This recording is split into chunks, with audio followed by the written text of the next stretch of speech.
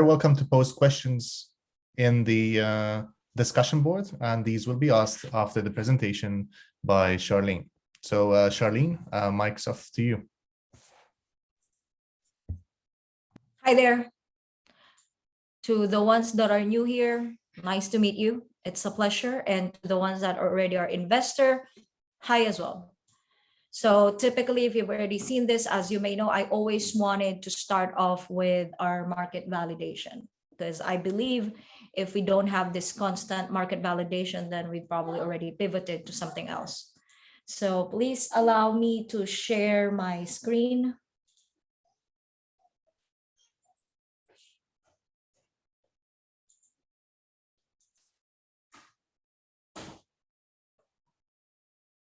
Can you see my screen?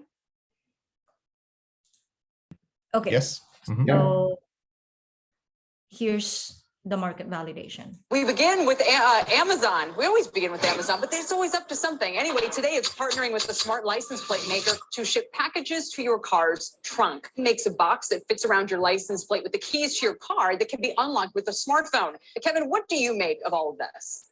You know, it's really interesting to see this deal today because in this season of Shark Tank, we've seen multiple applications that do the same thing. This is clearly a problem in everywhere in America. When you get a package left on your front door from Amazon, particularly small ones filled with consumer electronics, very often you come home and it's gone.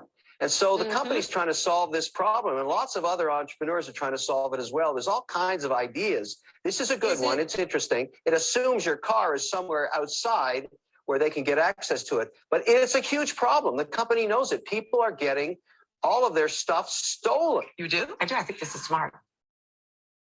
Okay.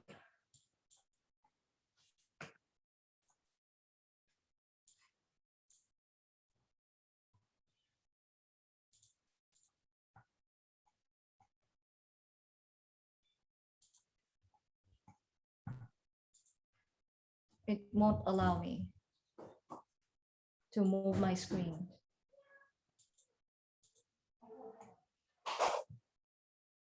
It won't allow me to move my screen. Why is that? One second. You would like to stop sharing your screen? Okay, I think I'm good. I figured out. All right. Okay. So we are Biig, and this is the Biig Vault. We have a mobile app and a fleet management platform. So the Biig Vault, as you can see, it serves as a lockbox for your car key to enable contactless transactions directly to the vehicle. With the fleet management platform as well, if you can imagine having thousands or hundreds of vehicles in a lot, with the Biig Vault equipped vehicles, they are able to track the vehicles 24/7. And this is our service marketplace. We've created this service marketplace, but this is our vision for the future. Our goal is to deploy our technology as fast as we can to serve to car dealerships and car rental companies before we enable a service marketplace where we partner with service providers such as your Amazon, the gas deliverer, in order to bring these services directly to the vehicle, and we open a new market opportunity for on-demand services. But how do we get there? We will be focusing on car dealerships and car rental companies to deploy our technology. And why would we want to do that? Because it does not make sense to enable on-demand services without the Biig Vault already on the road. So once we reach our target of a certain market share, we will then open this new market opportunity of mobility services. This is the market opportunity in the US alone for both car dealership and car rental companies.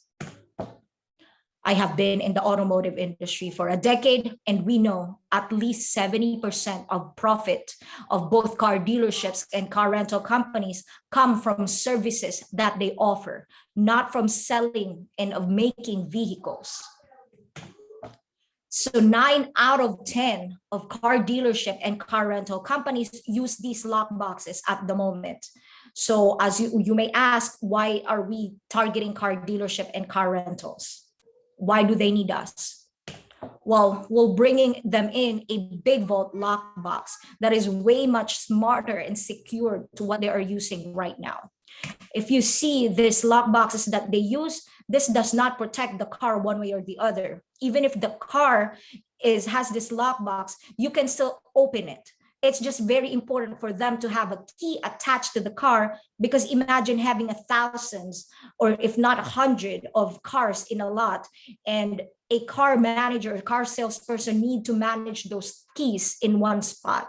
It is chaotic. So they need this lockbox just to attach to the car. So we're bringing in this Biig Vault that is way much secured, because not only it blocks the fob key, but it also protects for potential unauthorized use. So as you can see, the Biig Vault is equipped with a bunch of sensors. These sensors are pretty much similar to what you can find from your smartphone. The difference is this Biig Vault lockbox can be attached and installed outside the vehicle. It can withstand harsh environments, and it can still be alive for a constant moving vibration of a vehicle. But I can assure you, once you do that to your smartphone, it will be dead. We have a traction only from car dealerships that's already 1.7 worth of purchase order. Again, this is only from car dealerships. And that is why we are raising this funds in order to fulfill these purchase orders. They will be paying us $250 for device, and we have a recurring subscription of $10 monthly subscription. Once we then enable the on-demand services, we will have another revenue stream of marketplace fee. This revenue forecast is based upon the technology that we will be deploying over the years. And it is backed by the partnership pipeline that we've already built over the years. We have a phenomenal investors, one of which here is included Vijay Sharma and also Panasonic. They have helped us file a utility patent recently this month. And our founding team consists of both business and technical expertise. As you can see, the partnership pipeline that we have developed, it is because of my relationship in the industry. It's something that it's hard to replicate, especially if you are in the automotive industry. Both of my technical co-founders are responsible for at least 50% successful hardware startups in Estonia. And how are we going to use the funds? Again, we would like to fulfill the purchase orders that we already have and get to our next milestone. The next milestone is to prove traction, get to revenue, and open the Series A. And most of the Series A investors that we already are talking to are the partnership pipeline that we're already working with. So that is my 5-minute pitch. I think it's even lesser than that, 3-4 minutes. Now I am moving on to the traction we've already built during we've opened the Funderbeam campaign. You can still see my screen, right? Okay, so to the ones that I'm pretty sure there's already questions right now, let me answer them for you. Why are you better than connected cars? Or probably why is this lockbox relevant in the future? Well, we are not competing with connected cars. In fact, we also work with connected cars, and you will see that in the traction page that I will be sharing later. Because let me clarify, even if a car is connected, which in theory, it can be opened through a smartphone, this ability to remote access the car is not meant to be shared by random people and other people to enable mobility services. This connected car for remote access is meant for convenience. So let's make that clear. We are not competing with connected cars, at least at the moment. And why would Biig Vault be relevant in the future? We will look at it later with the traction that's already proven and we are working with today. And especially why would it be relevant when the keys will be extinct in the future? This is hypothetical. Even if it happens, then maybe it's not going to happen in 10 to 15 years. Because right now, even if the most innovative car companies still need a physical device to access the car, it's just a main component for extra security. Even if Tesla, it can open it through your smartphone, there's still always come the card to be shared for a valet service. It's just how it works. And even if, again, in theory, it will happen, it probably won't until 10 to 15 years. So another question is, we are raising money from Estonia, and there is these companies with Bolt, CTB, and Elmo. So these companies own their own fleet, and we are confident that they are using another aftermarket device in order to enable remote access. And these aftermarket device cannot be installed in certain vehicles. The compatibility is very limited, and they are using a very specific cars that can only be accessed through that remote access aftermarket solution. But let me give you an example for this CTB. I'm pretty sure you are aware of CTB there in Estonia. So yes, you can open the CTB remote access from the car, but also the key is inside the vehicle. And I am aware that it's perfectly working in Estonia, but in the United States, it won't work, because having the key inside the vehicle, then anyone can just drive off of the car and use it. So this is something kind of a very, it does not serve the purpose having the key inside the car if you can already remote access to the smartphone. Because then that remote access, having the ability to remote access, that you still have to find the key. But here, again, in the United States, it's not going to work. So we are actually taking out that key inside the lockbox to be protected for potential thief, because the people would not be able to drive off because the lockbox protects it and it blocks from the signal that can open freely the vehicle. So this is the traction that we have built.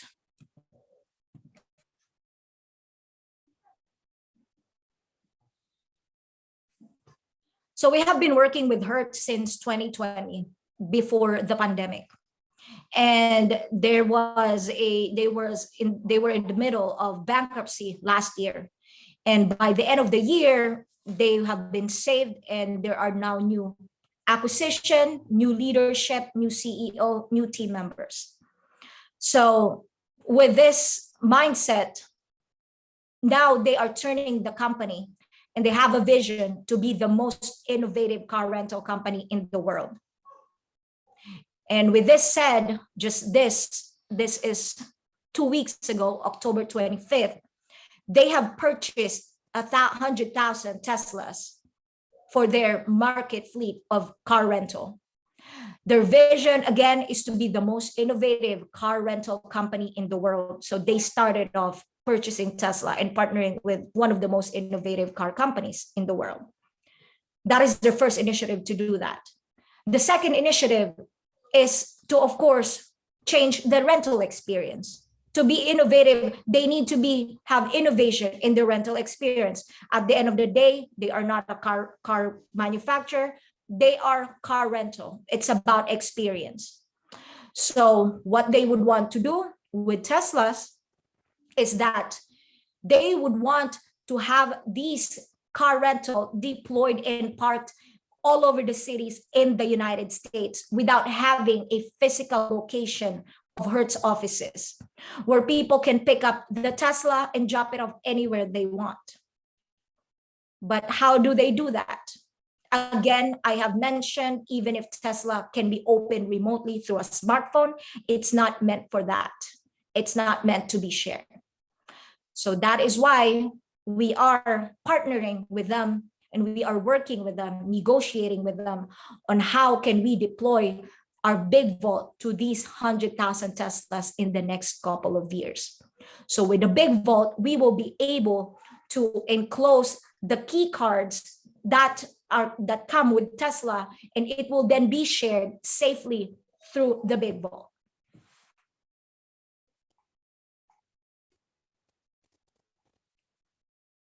Second traction that we have also been working this month is a driverless robo-taxi. This is a GM autonomous vehicle. This is the first ever robo-taxi in the world that has been launched. And you may ask, why do they need us? Again, It's not meant to be shared. Even if anything can be opened remotely, they have a lot of experiences of being hacked, and all their IP is connected and are connected to the internet. So they would want to separate the access to the vehicle through our lockbox without internet connectivity.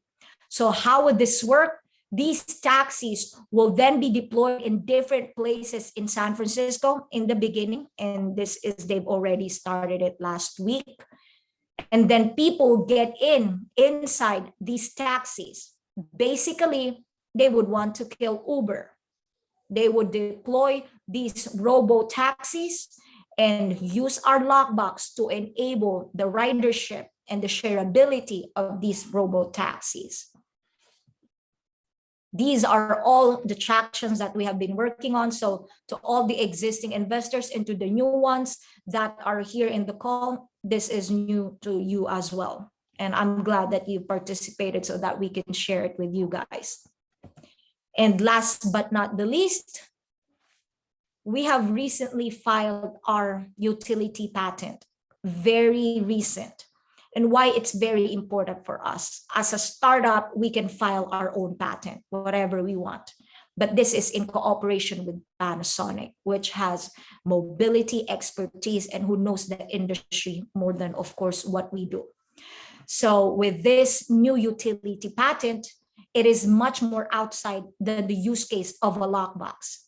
The new utility patent is focused on big data and ability to create services around it.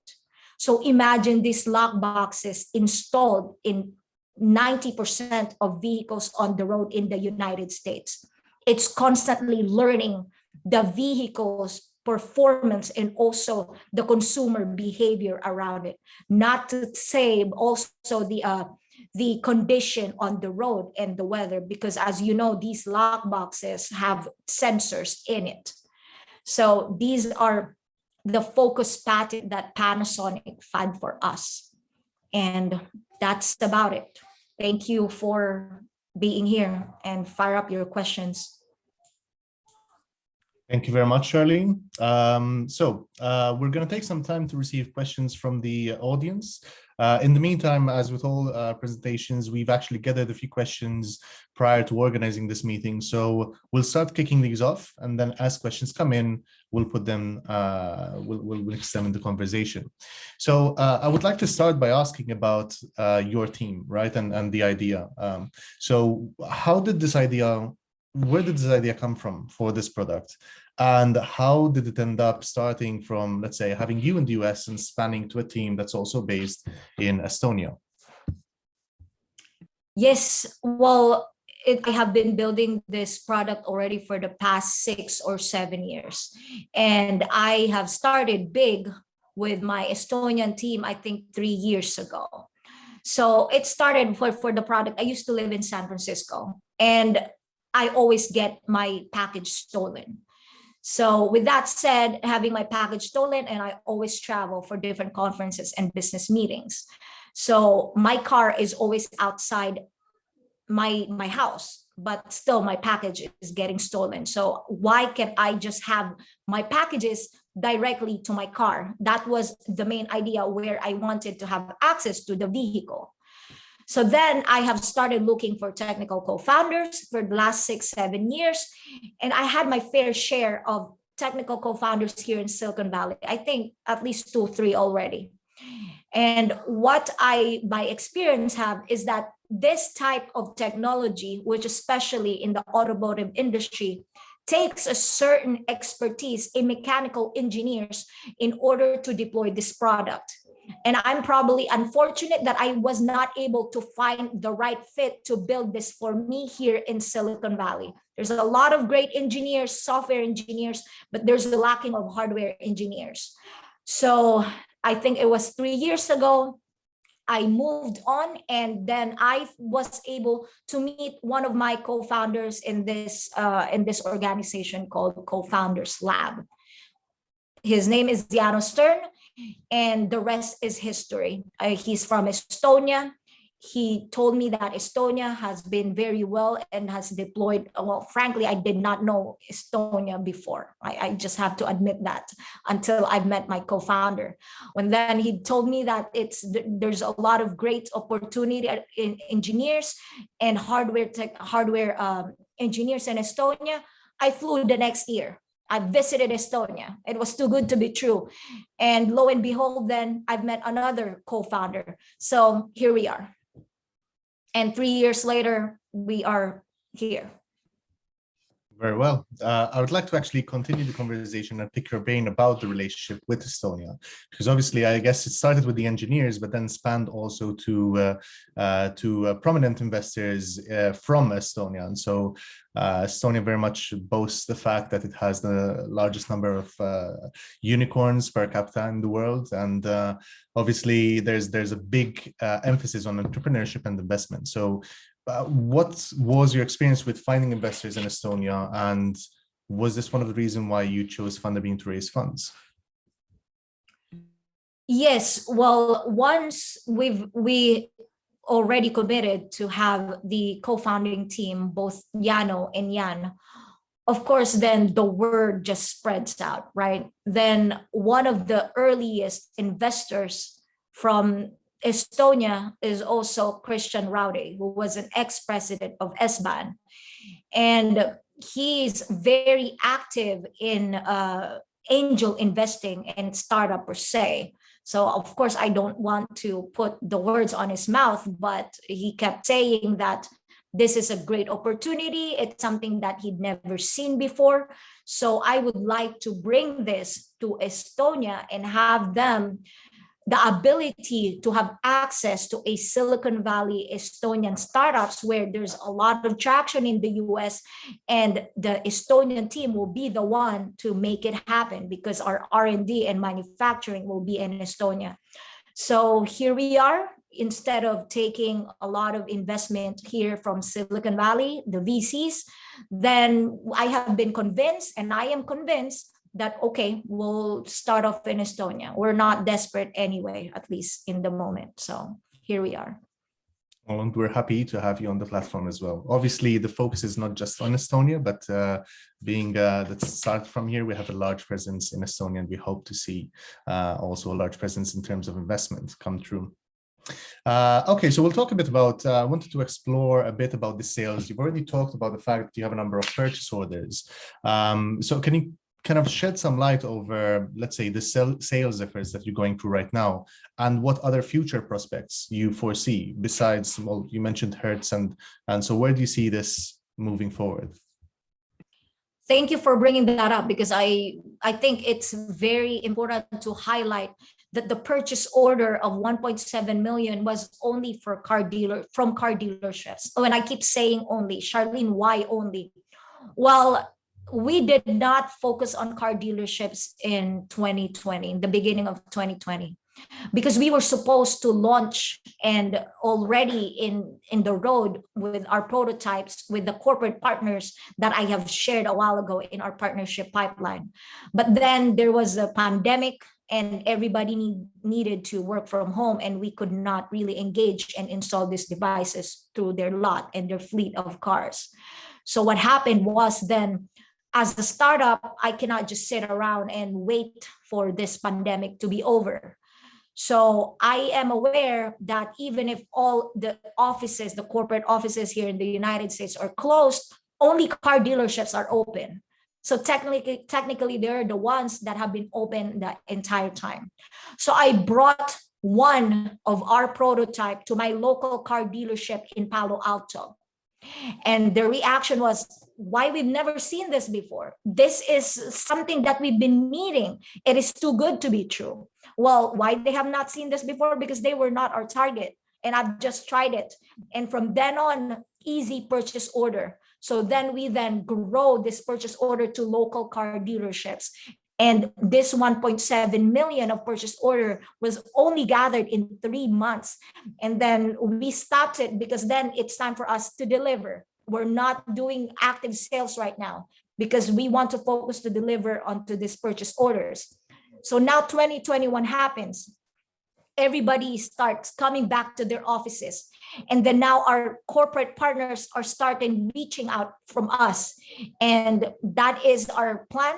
We will continuously target the corporate partners because that is my relationship in the industry. And I know that they need the technology, as you can see in our recent traction that just happened in the last 2-3 months.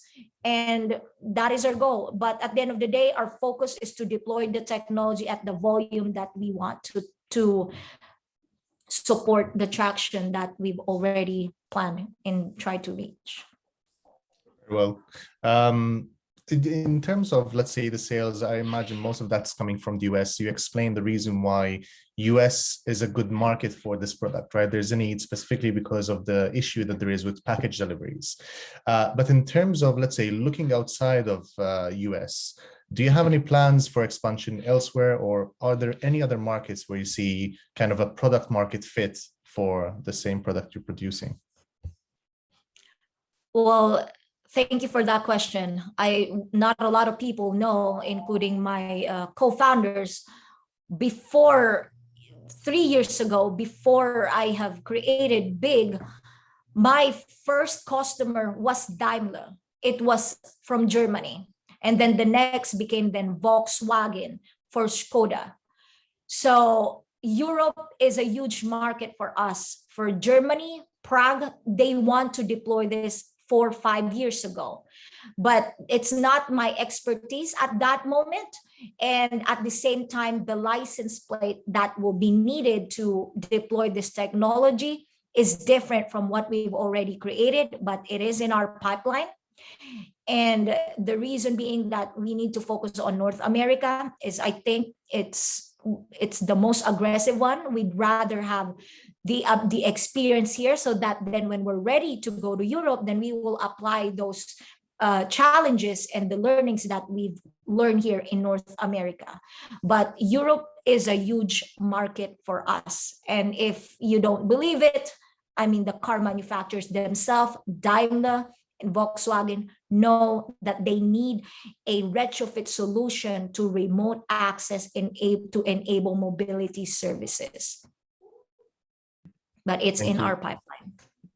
So in terms of, you mentioned that you already have, you have all these purchase orders. Now the focus is execution, specifically the manufacturing and raising funds. That's from what I understand, the main scope of raising funds. So can you elaborate on that, or perhaps explain what is really the most capital intensive process in over the coming years? Well, I would say, of course, it's the hardware, because we need the constant cash flow. Although I am not worried about that, because I've already been working on this, even if we're not in the manufacturing stage yet.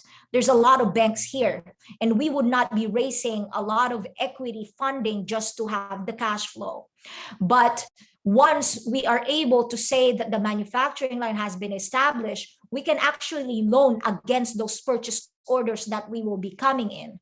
But right now we cannot do that because banks want us to fulfill the mass manufacturing first before we then able to learn and to loan. And we also need to prove a recurring revenue for at least 10,000. And I am every month, and I am not worried about that. But right now, that's why we are raising these funds through angel investment and Funderbeam in order to get to that milestone where it's just basically an engine that keeps running. Right now, we just need the oil to start it off. Okay, so in terms of, let's say, if we have to speak about challenges, is it just down to the manufacturing, or are there any challenges when it comes to actually acquiring customers, selling the product, and so on and so forth? So I think I will have a different answer from my co-founders, which they are here. I mean, of course, business will never be a problem to me, because it's as what I see right now. Even if we're not doing any businesses, they are knocking into our door. Hertz and the robo-taxis reach out to us without doing any marketing. So that's how strong the product validation is. So for me, it's not going to be the business. But the challenge, I believe, for myself is the manufacturing. However, again, I think one of my co-founders, Jan Viru, would disagree with me because he's very connected with the manufacturing process, and he's the one that have already built at least 50% successful hardware in Estonia, and this is not new to him. So that is something that will be always there. It's, for me, it's the manufacturing. But again, I have my co-founder there to tell me otherwise. Charlene, no, it's not the manufacturing. Well, I mean, it would be interesting. I don't know if Janno, you want to kind of give a comment. Of course, I think a lot of this has to do with different markets as well, looking from the US perspective and from the European one. Yeah, hey guys, hi everyone. My name is Janno.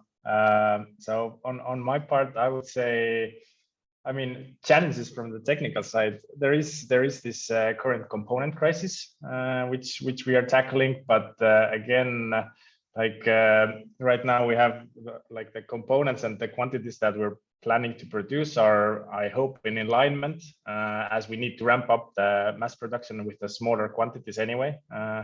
Then we should be in alignment with the component crisis as well. So. All right, very well. Thank you for your comments. So if I have to ask, you have clear plans over the next year. Where do you see Biig Technologies being in 5 years' time, or later on? Well, I mean, for me, my goal really, the reason why I have been building this huge partnership pipeline with the largest automotive industry and the largest automotive industry players, my goal is to be acquired. And it's just a natural thing that will be done once you've partnered with them, you deployed with them, and one of which is our investor, which is Panasonic. So, all I needed to do is to keep the traction and to fulfill the execution that I have promised. And then when the time comes, then acquisition will be on the table. However, I have investors here in the US who have expressed their own personal opinion that they want this company to go public. Because once we start off, we build the brand, then the sky is the limit, and we'll be able to launch different technologies outside just the lockbox if we have the brand. And also, according to him, once one of our investors here in the US, it will be cool to have Biig public because we will have the ticker of 4, which is BIIG. So that's that, but it's not my decision when that 5 years ago. Sounds like it's meant to be. Yeah, we hope so, certainly. So speaking about, let's say, different product offerings, it might be too early to kind of envision, but do you have an idea over different products that kind of fit within the vision and the brand of Biig Technologies? Oh, absolutely. Again, for us, we just need the brand. So us as a company, we're big. And then our first product would be the Biig Vault because we know it's the most pressing ones. We currently already have 2 in the pipeline that also is encompassing in the automotive industry, but also with the logistics, where we would be participating in the smart city, where Biig Vault is right there already deployed, and this another technology that we have then communicating into the smart city. Yes, it's in the pipeline, but all focus here to deploy the Biig Vault. Right, thank you. So we have received a question from the audience. Where will the Biig Vault boxes be manufactured? In Estonia from the beginning. The first 10,000 will be in Estonia. Okay, thank you very much for that. With that, I mean, we would like to encourage everyone to ask more questions. In the meantime, I would like to give the word to Vijay. Vijay is leading this round on Funderbeam, and would like to share your thoughts on what your experience with the company has been and why you have decided to invest in this round. So I've been an early investor since February 2020, maybe slightly earlier we got involved. I know Christian Rade, and through him I was introduced to Biig. And what's attracted me to this is, they're actually solving a genuine problem.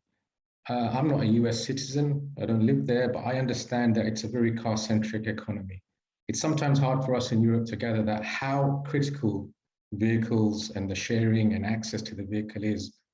And just the size of the vehicle and the fleet management industry and the problems that they have with just the basic management of the keys and theft, etc. We saw in that video as well, the issues with Amazon parcels getting stolen, etc. Porch piracy, I think is the phrase.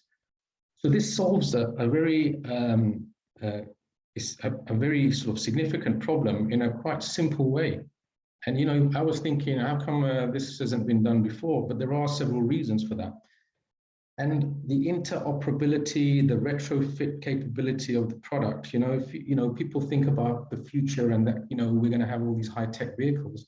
There's so many vehicles on the road right now, and so this thing really solves a simple problem compared to what people are paying right now for the same solution, for a similar sort of solution where they can manage their keys. And I looked at the numbers, and if you just go back to some of those slides, I mean, it's pretty powerful. If they can deploy 10,000 units, the 100K MRR, and that's just with the first 10,000. So there's the business case, which I think is quite compelling. The kind of Silicon Valley, Estonia mafia angle was interesting to me. I've been following what's happening in Estonia. I also, as everyone else, is familiar with Silicon Valley. But guys in Silicon Valley don't know about Estonia that much. Guys in Estonia are probably thinking about how to get in there as well. And I think this is a great opportunity for some kind of synergy between these two very innovative cultures. And I think that's something that can be harnessed here. So again, that was a really attractive angle for me. For me to be able to participate in something like this is quite exciting. And finally, the team behind it, there's a certain tenacity. I think you might have seen that today. Charlene is not going to let this thing fail, right?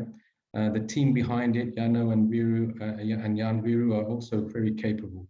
So I've got some confidence in the execution capability. And as an investor, you look for that. You look for how do these guys overcome obstacles. During the pandemic, they had to pivot. This whole car dealership angle came out of, right, we're not going to sit still. We're not just going to wait for, the sun to shine. We're going to go out there. So for me as an investor, angel investing is a risky game, but what you try and look for is a good team, a good idea, and, you need some good luck. So I think that combination exists here, and that's what's attracted me. And therefore, when it came to this round, I was quite privileged to be asked to get involved. And, I'm hopefully looking forward to that journey to IPO or acquisition or whatever it is, but we're going to have fun on the way. I certainly hope so. Thank you, Vijay, for your comments. Oh. You touched upon a point. Obviously, the last couple of years have been kind of tough for everyone in terms of personally and also business-wise. What sort of impact, has there been any impact on big technologies due to the global, let's say, economy and pandemic? Charlene, I guess question for both Charlene or Vijay, if you have any thoughts around that. So as I said, as an investor, we kind of, we got into this just before I got into this just before COVID, and that took everyone by surprise because everyone thinks, this thing will blow over in a few months. And then once we got into it, I think, there was a pivot. We had to figure out how to get them. There was challenges, and so the business plan evolved, and I think that's been something that's actually opened up a whole new dimension, the fleet management side. And as a consequence of that, we are in a position now to fulfill those purchase orders. We just need that catalytic spark to get that manufacturing in place, and it's going to take off. But Charlene, you'll have some thoughts on what's been happening, right? Yes, you're absolutely correct. That's what happened. And car dealerships were not our target because it was not my expertise, and they're very different types of people to work with than the corporate partners that I am used to.